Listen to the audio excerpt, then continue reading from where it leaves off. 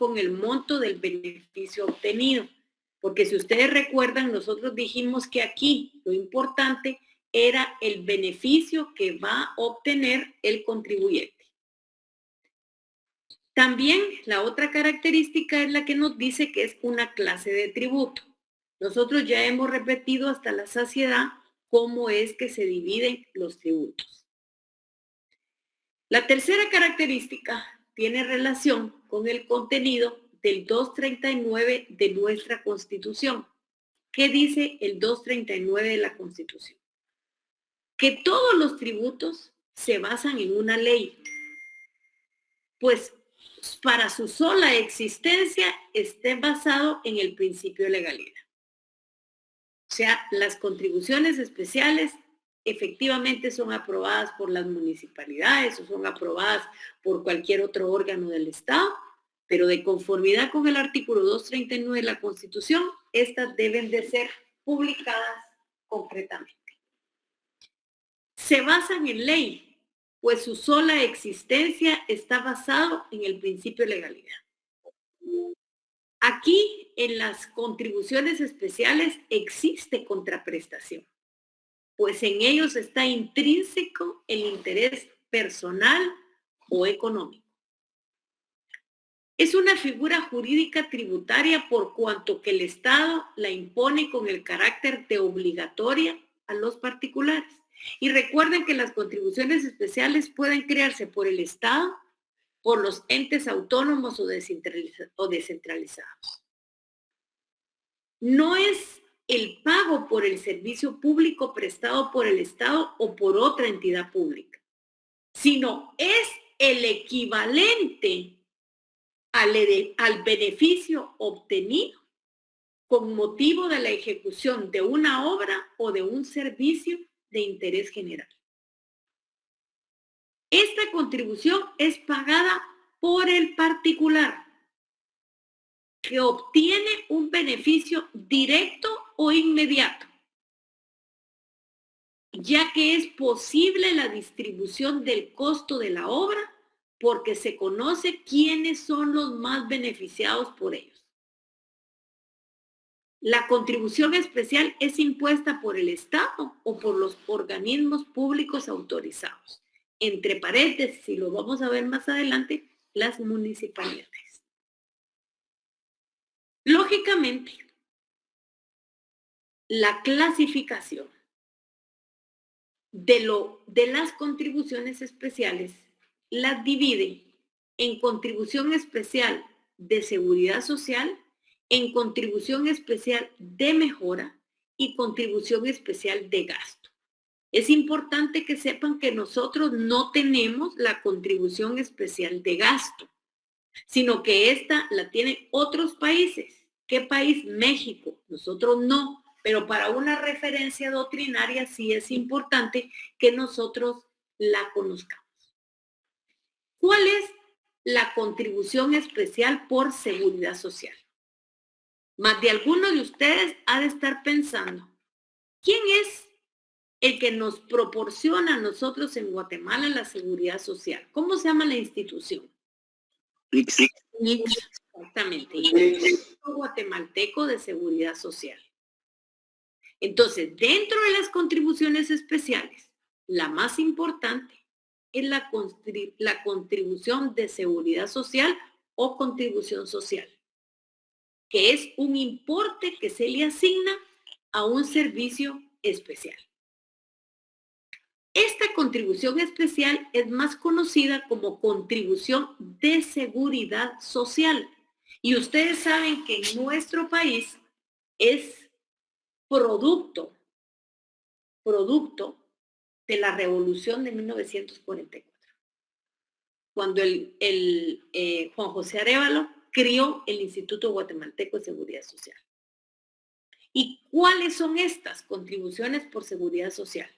Son las contribuciones que proporcionan los patronos y trabajadores a una institución establecida para ese fin.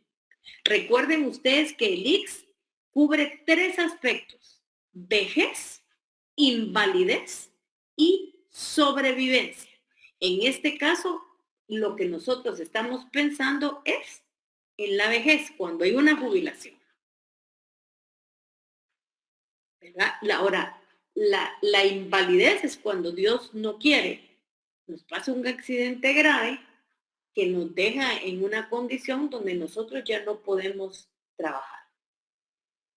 Y sobreviviente es cuando un familiar, mi esposo, pagó la pensión, pero yo le sobrevivo y yo tengo derecho también a esa pensión.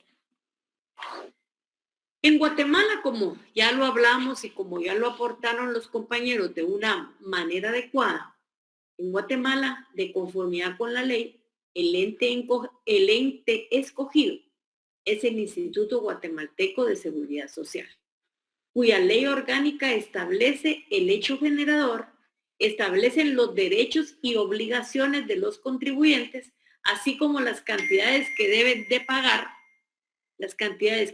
pagar por contribución, tanto la parte trabajadora como la parte patronal, que están afectos de conformidad con la ley. Y así tenemos claramente bien definida esta situación y que es completamente importante.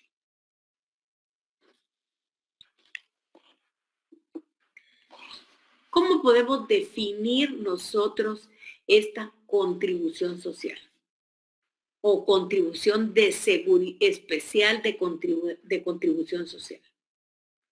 La podemos definir nosotros como aquel tributo que está obligado a pagar un individuo o un grupo social por los beneficios que recibe del Estado o cualquier otro ente estatal. Se paga según la capacidad tributaria de los componentes del grupo. La contribución social por un servicio prestado por el Estado.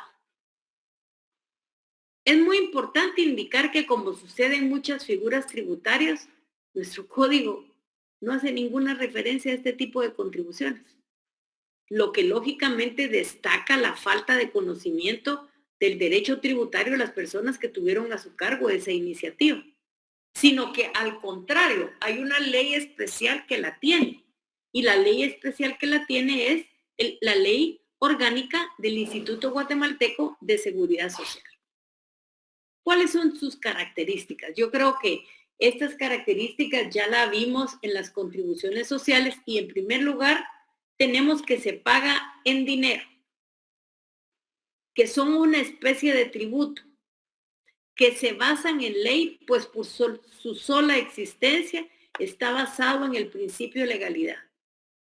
Existe contraprestación, pues en ellos está intrínseco el interés personal o económico. El pago es obligatorio. En segundo lugar, tenemos la contribución especial por mejoras, que dentro de esa clasificación la vamos a volver a ver. Solo voy a suspender un poquito aquí. Vamos si son tan amables, voy a dar ingreso y entonces,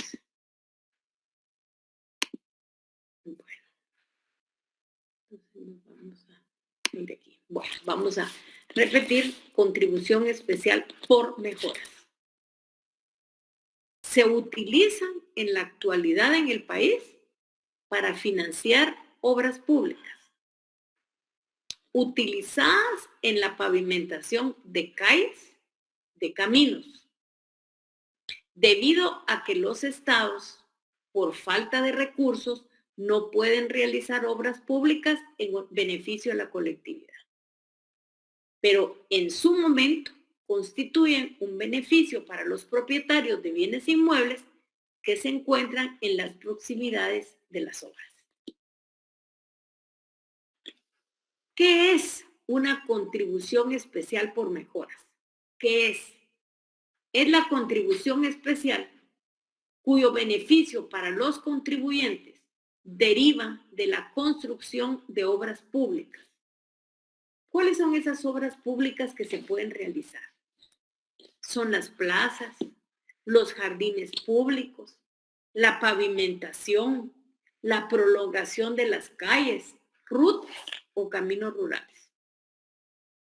son consecuencia, aquí hay un errorcito, son consecuencia de las obras que se realizan y es equitativo que los vecinos resultan con beneficios. ¿Dónde se originaron las contribuciones? Esta es una discusión entre los de Inglaterra y los norteamericanos. Unos dicen que tuvo su origen en Inglaterra y otros que en Norteamérica. Pero Catalina García Vizcaíno dice que el origen de las contribuciones por mejoras está en ese momento histórico en el año de 1662, en que se sancionó una ley llamada de ensanche de ciertas calles de Westminster. Lógicamente estamos hablando en Inglaterra. ¿Qué sucedió en ese momento con esa ley llamada de ensanchamiento? Esto fue para cuyo financiamiento se previó, además de las contribuciones voluntarias, que las autoridades les cobraran a los propietarios sumas dinerarias en la porción de los beneficios recibidos por el alza de los alquileres, por la aireación, la libertad de acceso y otras comunidades. Años más tarde, ¿cuántos años más tarde? Entre 5 y 8 años, hubo un incendio en Londres y se creó otra ley similar repitiendo estos mismos conceptos. La contribución especial por mejoras fue conocida con el nombre de veitraje, y fue incorporada en la literatura por Frederick Julius Neumann. ¿Qué dijo él? Dijo que no se podía considerar superado el principio de prestación y contraprestación en la recaudación tributaria. Yo sé que todos tuvieron duda en el término aireación. ¿Qué significa? ¿Qué debemos de entender por aireación? Es un proceso de introducción de aire en un líquido o sólido que puede aplicarse en el agua y en el suelo para dar textura a ciertos alimentos. Y aquí volvemos a repetir que debemos de entender otra definición de contribución por mejoras. Son aquellas que cobra el Estado como consecuencia de un aumento o mejoramiento de ciertos servicios públicos y que producen un incremento de valor del patrimonio del contribuyente. La figura típica de la contribución especial es la contribución por mejoras. Y aquí tenemos a Hugh Dalton, quien dice que es una invención norteamericana. No, la invención fue completamente en Inglaterra. La contribución por mejoras, es una figura que se aplica en la construcción o aplicación de carreteras, de caminos, de calles, de avenidas, de parques, de jardines, en urbanización, en las vías públicas. Y aquí les pongo un ejemplo de cómo se ha hecho la construcción de muchas obras en Guatemala y cuáles han sido los parámetros. Los parámetros han sido que las municipalidades para realizar una obra de infraestructura pueden hacer uso del 8% del presupuesto de los ingresos del Estado. Si dichos fondos no alcanzan, pueden solicitar un préstamo al Infon, quien dará el crédito, 25 de aporte municipal y 75 como valor de la inversión que cubre el Infon. Pero ese 75% va a ser pagado en su momento por los vecinos que sean beneficiados. ¿Beneficiados con qué? Con una calle o con una avenida. Y constituye la contribución por mejoras que debe pagar el vecino. O sea, prácticamente aquí es bipartita el gasto en la contribución, pero si ustedes se dan cuenta, la municipalidad solo aporta el 25%. El Infon presta el 75%, pero lo va a alcanzar cuando los vecinos paguen el impuesto. Aquí tenemos otra definición. ¿De quién es la otra definición? De José Macón y Mariño Mañón. ¿Qué dicen ellos? ¿Cómo lo definen? ¿Cómo creen que es la contribución por mejoras? Es un tributo que se basa fundamentalmente en el principio de beneficio. Es importante, es ineludible que se dé el beneficio, cuya función consiste en recuperar para el sector público los beneficios diferenciales que en forma de aumento del valor de las propiedades se derivan de la construcción de una obra pública. Lógicamente, dentro del modelo del Código para América Latina había una definición. ¿Cuál es esa definición? Que la contribución por mejoras está instituida para costear obra pública que produce una valorización inmobiliaria, que tiene como límite total el gasto realizado y como límite individual el incremento del valor del inmueble beneficiado. ¿Cómo es que nosotros lo tenemos dentro del Código Tributario? Dentro del Código Tributario nosotros lo tenemos en el artículo 13 y se define como la establecida para costear la obra pública que produce una plusvalía inmobiliaria y que tiene como límite para su recaudación el gasto total realizado y como límite individual para el contribuyente el incremento del valor del inmueble beneficiado. Eso es lo que dice nuestro Código Tributario. Hay otros autores que nos dan otras definiciones, otras características. Aquí y dividen en características generales y especiales. ¿Cuáles son las generales? Creo que ya nosotros volvemos a repetir las mismas características de las contribuciones. La primera es un pago en dinero. Creo que esto no tiene ni explicación, usted ya lo sabe. Es un tributo, es un pago obligatorio y está basado en la ley. Pero la otra es importante porque dice que tiene un radio de aplicación geográfica, ya que el legislador establece o presume hasta qué área geográfica alcanzan los beneficios de la obra. Imaginémonos nosotros, por ejemplo, el periférico. Miren, esa obra alcanza un gran radio geográfico porque viene de la zona 12 y llegan a la zona 3 y todos en el camino se van beneficiando. Aunque algunos autores consideran que no es beneficio con esa gran cantidad de carros que pasa diariamente por ahí. Ahora, ¿cuáles son las características en específico?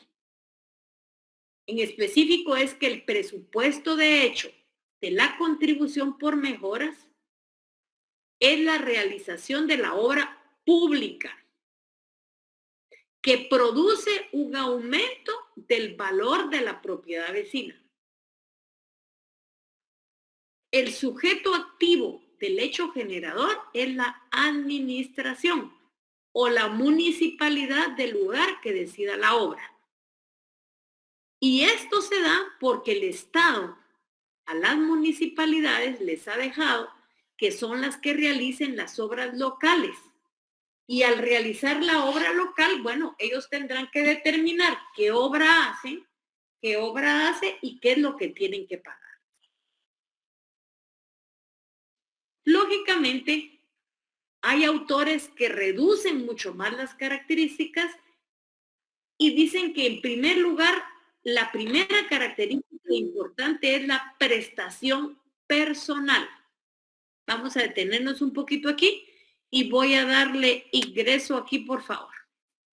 Pero aquí no hay nadie que quiera entrar, disculpen. Levantó la mano. Ok. ¿Quién tocó el timbre? Dijo aquí. Sí, ¿cómo no? Alguien que levantó la mano, ¿quién sería?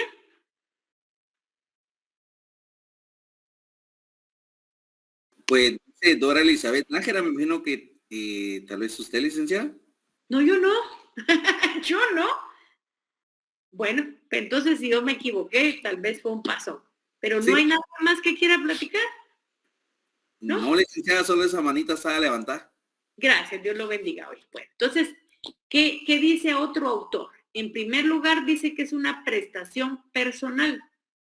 Y pongan mucha atención al comentario que él hace, que creo que es un comentario bien valioso y que le debemos de poner nosotros un poquito de atención. ¿Qué dice él? Que si bien algunas disposiciones utilizan empíricamente la expresión los inmuebles pagarán, ello no quita que los contribuyentes sean los titulares de tales inmuebles, porque aquí si nosotros nos ponemos un poco más delicados, los inmuebles no pueden pagar. ¿Quiénes van a pagar? La persona que es la propietaria del inmueble. Salvo disposición en contrario, la obligación de pagar la contribución por mejoras tiene un momento. ¿Cuál es el momento? Cuando finaliza la obra pública beneficiante. ¿Por qué va a ser cuando finalice la obra pública beneficiante? Porque ahí ya se tendrán todos los costos de la producción. Lógicamente, puede decidir la municipalidad que se pague una cantidad al principio y que después se haga un reajuste y se paga otro en su totalidad. Por eso es que este autor deja libre esa situación y dice, salvo disposición en contrario, la obligación de pagar la contribución de mejoras se origina en el momento en que finaliza la obra beneficiante. En segundo lugar, lo hemos repetido varias veces, debe de haber un beneficio para el efecto del pago.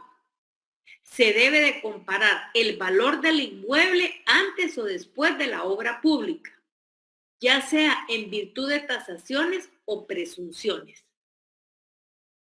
Luego, la porción razonable entre la contribución por mejoras, y para esto Villegas señala que lo que se debe tomar en cuenta en primer lugar es cuáles son los inmuebles valorizados por la obra. Por ejemplo, fijando un límite geográfico. Por ejemplo, pueden decir que en Ciudad San Cristóbal, en el sector A1, van a hacer un paso a desnivel y van a pagar todos los del sector 1. Ese es un límite geográfico. Luego, se debe de tomar en cuenta para la proporcionalidad que parte del costo de la obra debe de ser financiada por los beneficiarios. Ya pusimos el ejemplo donde la municipalidad aporta el 25% y los vecinos van a aportar el 75%, pero el Infón, en lo que se termina la obra, va a ayudar con aportar ese 75%. En tercer lugar, ¿cómo se distribuirá el costo que a cada quien le corresponde entre los beneficiarios? Por ejemplo, hay que valorar la distancia entre los inmuebles y lógicamente lo otro que hay que decir es la cantidad de metros que tiene cada uno de los inmuebles. Luego, la irrelevancia del destino de lo recaudado. Y aquí pongámonos atención, porque realmente lo que se va a financiar es el costo de la obra. Por eso dice este autor que el producto no debe de tener un destino ajeno a la financiación de la obra o de las actividades que constituye el presupuesto de la obligación. Eso es la contribución por mejoras. Y luego tenemos la contribución especial por gasto. Por eso les decía que nosotros esta no la tenemos. Dice, este tipo de contribución no es común ni en la doctrina ni en las legislaciones, pero en México se ha usado y se le critica mucho esta contribución.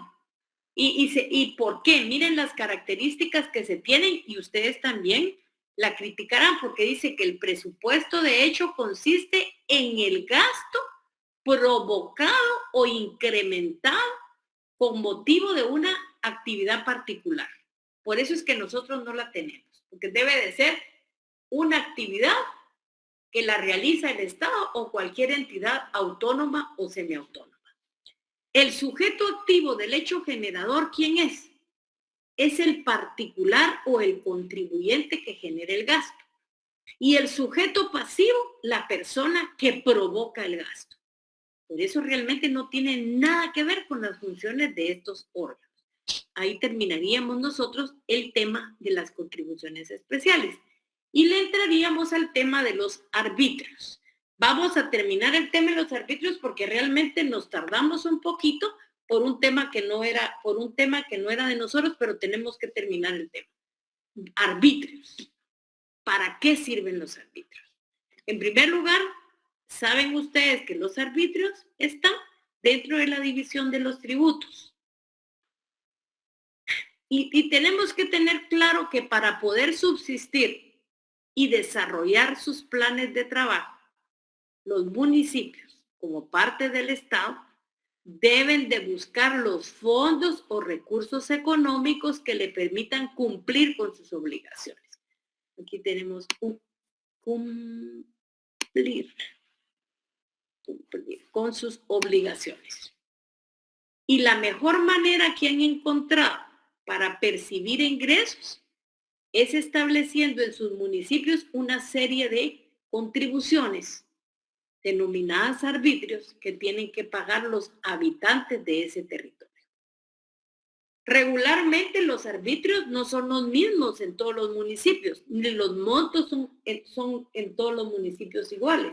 ¿Por qué? Porque la municipalidad, a través de su consejo municipal, puede perfectamente crear los que cada municipio considera. Esta forma de tributar se denomina tributo. Perdone, esta forma de tributar, aquí hay otro error, se denomina arbitrio. Arbitrio. Y de acuerdo a nuestro código tributario,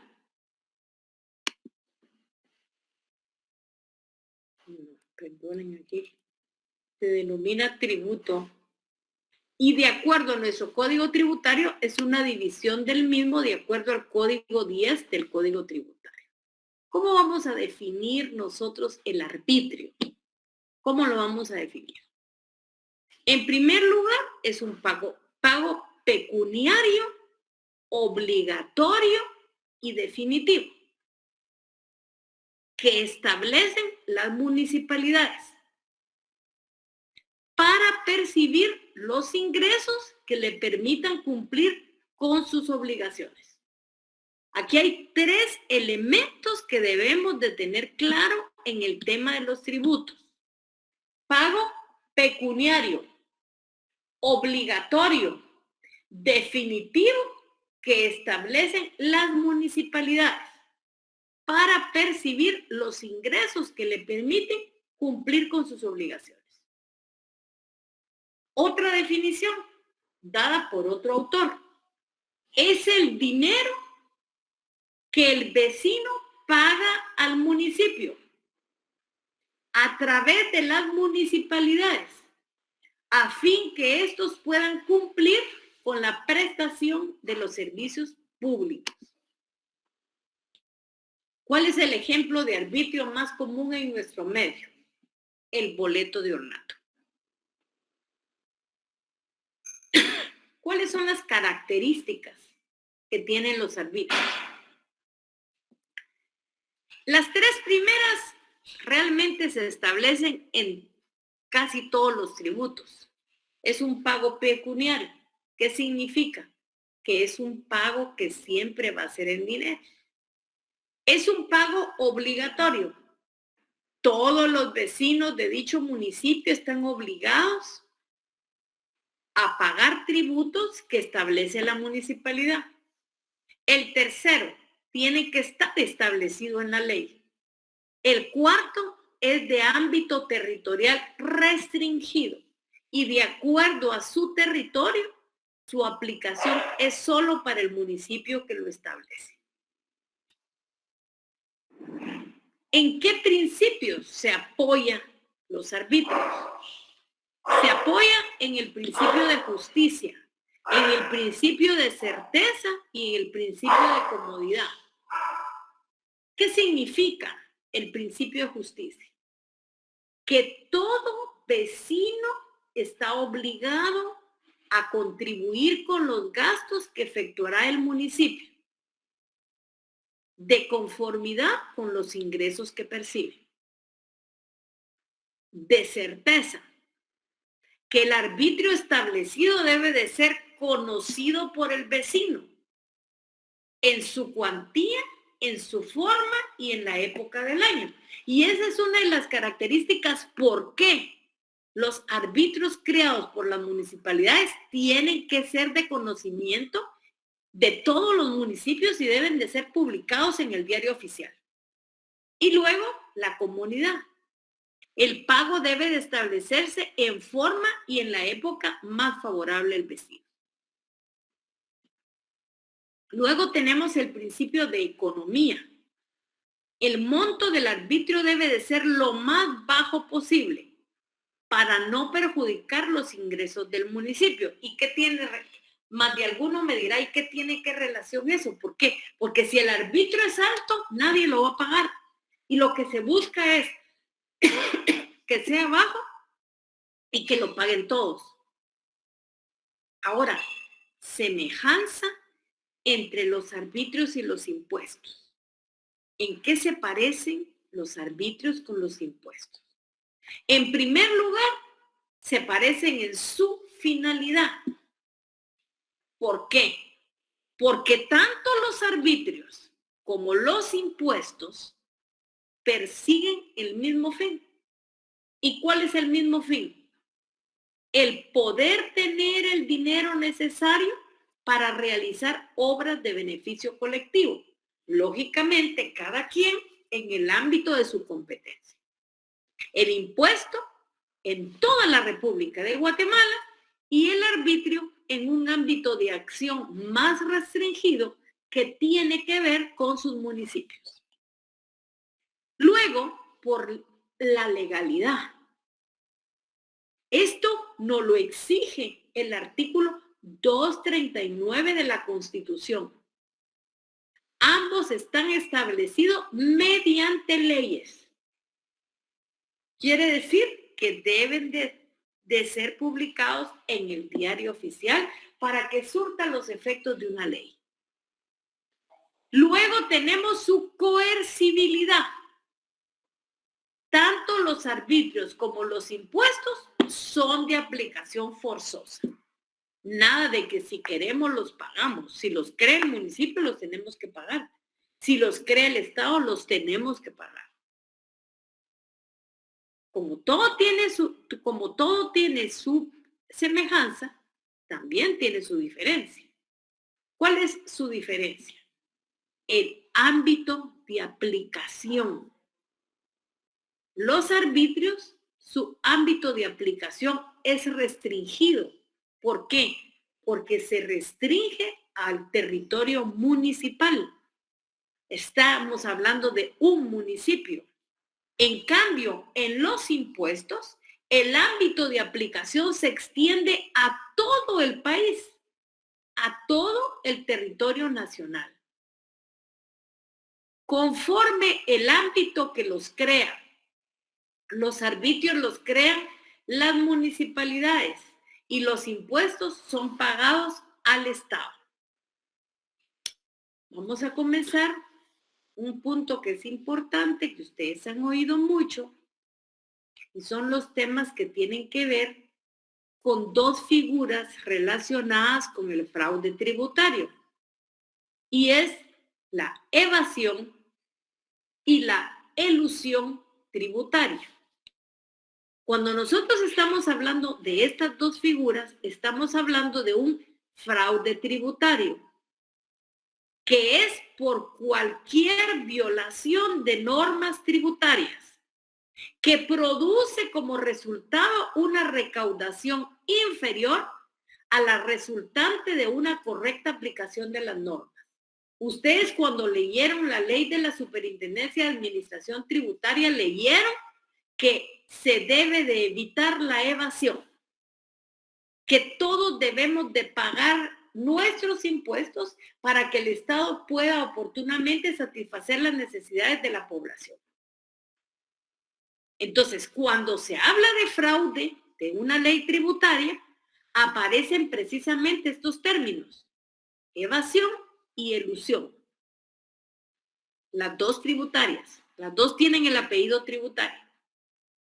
Y constituyendo ambas figuras importantes dentro de la administración tributaria. Ambas son mecanismos utilizados para no pagar o reducir impuestos. Hasta la década de 1980, la evasión fiscal era un tema marginal. ¿Qué quería decir eso? ¿Qué significaba? Que casi no se hablaba de eso. Porque se discutía como una cuestión que tenía dos principios fundamentales, los principios de equidad y justicia. En los últimos años, aunque más por interés del derecho financiero relacionado a los ajustes de cuentas y a la búsqueda de sanar la economía del Estado y a la reducción de la carga fiscal soportada por los contribuyentes. El hecho de pagar tributos hace mucho tiempo perdió el sentido de deber moral. Así lo promulgaban Santo Tomás de Aquino y los escolásticos. Cada día la evasión crece y corresponde al Estado hacer uso de todos los medios a su alcance para evitarla, para controlarla y para proteger de esa manera el patrimonio del Estado. Por eso es que nosotros vemos cada día a la SAT siendo pionera de un montón de figuras, evitando precisamente la evasión fiscal. Hace unos días hay una nueva medida de la Superintendencia de Administración Tributaria. ¿Cuál es esa medida de la Administración Tributaria? Que ahora el NIT va a ser el DPI. Lo acaban de publicar, creo que lo publicaron el día miércoles. Y dice que va a ser con los NIT anteriores y los NIT que estén por realizar. ¿Eso qué implica? Mayor control. Mayor control. ¿De dónde viene etimológicamente la palabra evasión? ¿Qué quiere decir evasión? Evasión quiere decir huida de un lugar cerrado. En sentido amplio, se define como todas y cada una de las formas de eximirse de la tributación. En sentido estricto, la evasión fiscal debe entenderse como el fenómeno que resulta de una conducta voluntaria y dolosa, ya sea por omisión o por comisión de los sujetos pasivos, del contribuyente. Ese es el sujeto pasivo, el contribuyente o su representante. ¿Para qué? Para eximirse de cumplir total o parcialmente las obligaciones tributarias de corte patrimonial. La evasión es la acción que se produce cuando el contribuyente oculta u omite ingresos y bienes a las administraciones tributarias. Compro un vehículo y pongo que pagué 50 quetzales, cuando de verdad a mí me costó 1,000,000 de quetzales. Compro una vivienda que tiene un valor de 20 millones de quetzales y yo digo que solo me costó 1. Estoy omitiendo darle información a la administración tributaria y por eso es que la administración tributaria debe buscar, mediante todos los procedimientos, llegar a la verdad. También esto pasa cuando sobrevaloramos conceptos deducibles con el único fin de reducir o eliminar el pago de una obligación tributaria. La evasión puede ser involuntaria o culposa, con una intención preconcebida. ¿Y cuál es esa intención preconcebida? De burlar la norma legal, de no escuchar la norma legal Y lógicamente, esa burla se encuentra penada por la ley, porque la evasión fiscal, ustedes saben que es un delito y está dentro de los delitos que no señala el Código Penal. ¿Qué características tiene la evasión fiscal? En primer lugar, exige siempre que valoremos el motivo y la causa del incumplimiento de la obligación principal. El incumplimiento por falta de pago de débitos ya liquidados. La falta de ingreso del tributo retenido o sujeto a autoliquidación. Por el incumplimiento de deberes formales como por ejemplo la emisión de facturas. Y este problema sigue porque el hecho de que la factura sea electrónica no quiere decir que no se emita, pues si no se hace no queda constancia de nada. Los documentos de presentación de declaraciones que impliquen exclusión del registro de operaciones que están sujetas a la tributación. No se presentan documentos. Esto puede dar lugar a muchas especies de evasión fiscal. Y aquí hay que tomar en cuenta el análisis de la intención, porque va a ser dificilísimo probar si fue por acción o por omisión.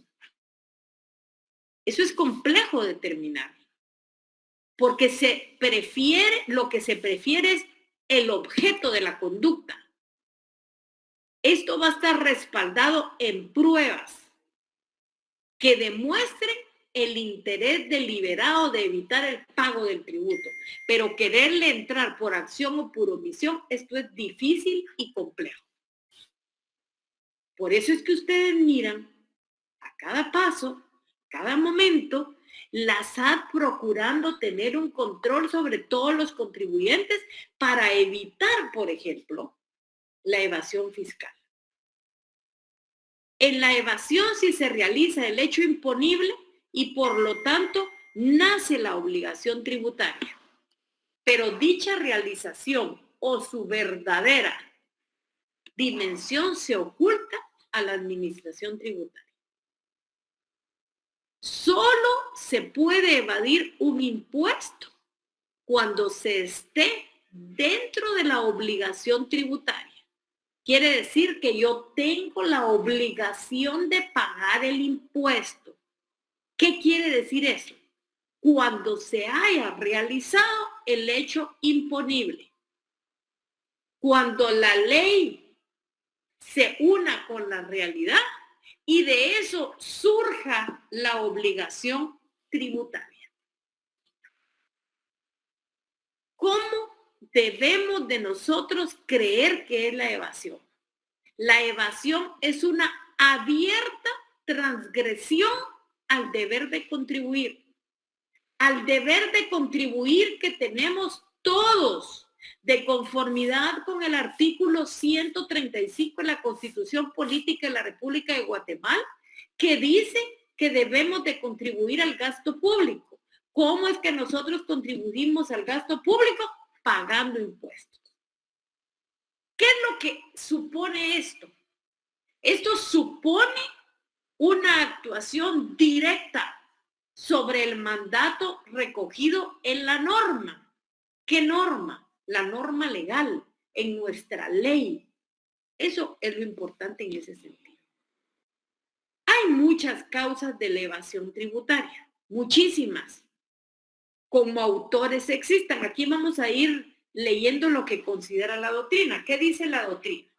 Es muy importante para cada país conocer las causas de un fenómeno tan complejo, tan difícil como la evasión tributaria. Solo así podemos afrontar la estrategia para combatirla. Y aquí se habla mucho del trabajo informal. Ahí hay una gran evasión. También tenemos que considerar que el tema de la evasión tributaria es muy grave. Y no es solo una enfermedad de Guatemala. Está presente hoy en toda América Latina y yo diría en todo el mundo. Pero en América Latina es donde se marca más. ¿Por qué?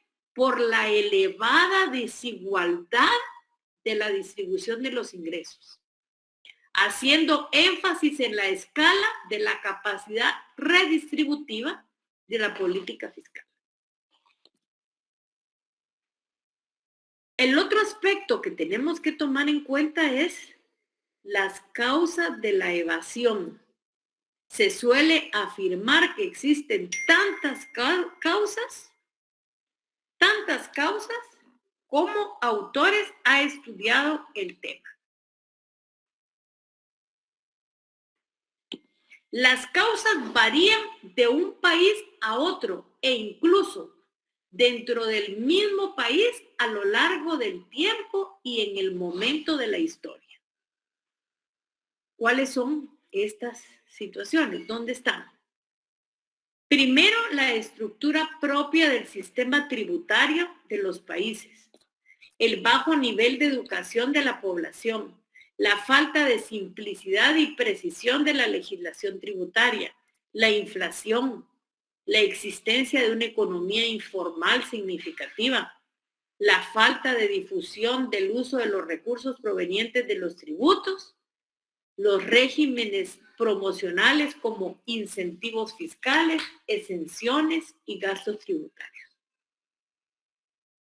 También es importante que tomemos en cuenta la falta de conciencia tributaria de los ciudadanos. Y yo agregaría también la propia actuación del Estado, que decepciona muchamente a los ciudadanos. La ineficiencia de las propias administraciones tributarias, paraísos fiscales, economía digital, con el desarrollo tecnológico, el comercio electrónico, plataformas colaborativas, monedas digitales y nuevas formas de comercializar bienes y servicios, aumentan dificultades de gravar y controlar. También hay situaciones muy comunes que utilizan los contribuyentes para dejar de pagar un impuesto violando la ley. Muchas veces se inventan exportaciones ficticias para que se les devuelva el IVA. No declarar todas sus ventas para no alcanzar los límites del pago del impuesto. Crear empresas o invertir ganancias en paraísos fiscales. Hacer ver pasivos inexistentes para agregarlos a la declaración del impuesto sobre la renta. Y ahí nos quedaríamos.